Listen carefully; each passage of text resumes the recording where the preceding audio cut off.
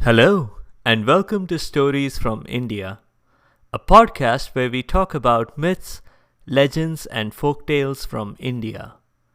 I'm your host, Narad Muni, and I'm a mythological character myself.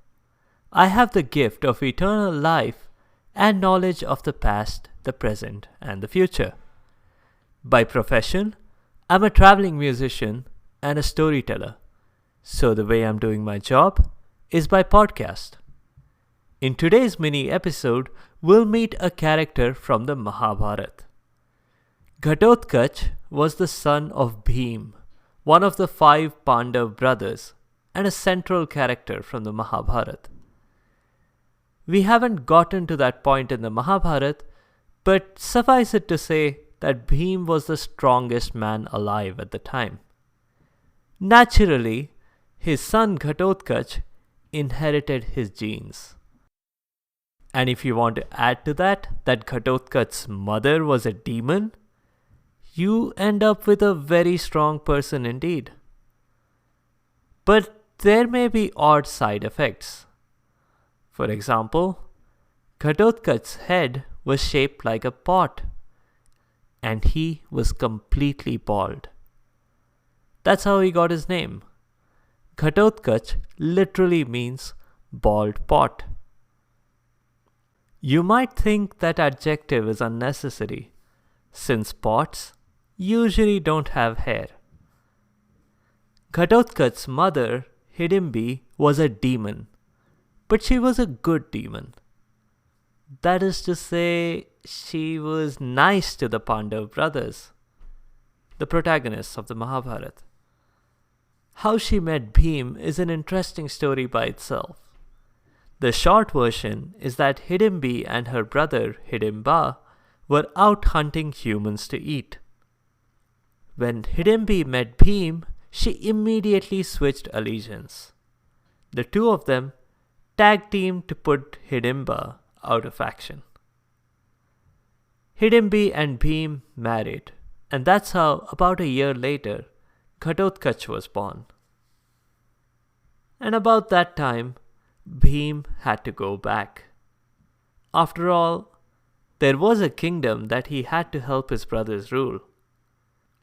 Several years later, Bhim and Ghatotkacha met, by chance.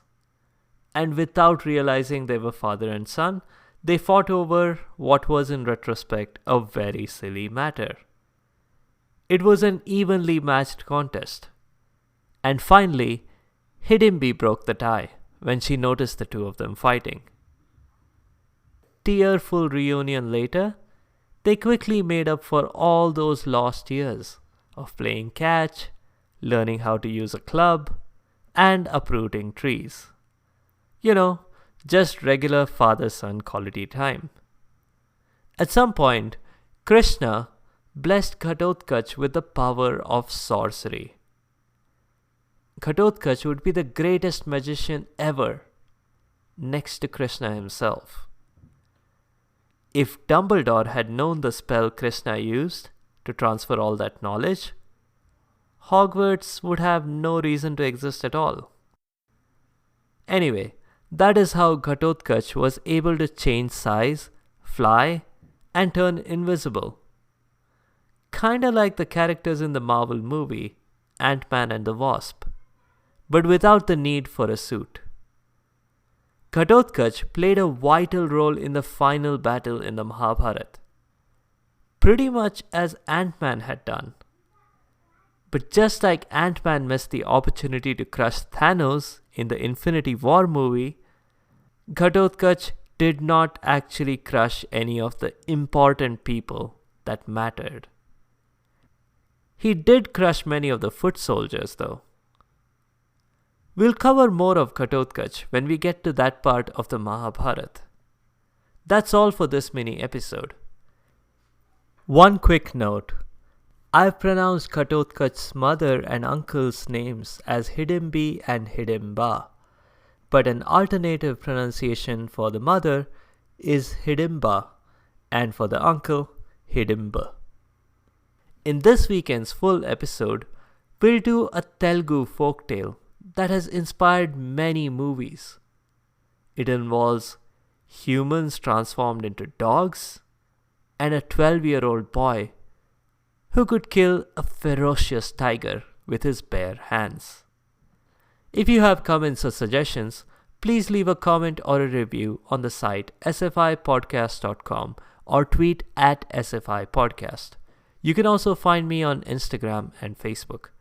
Be sure to subscribe to the show to get notified automatically of new episodes. Thanks to all you listeners for your continued support and your feedback. The music is from purpleplanet.com.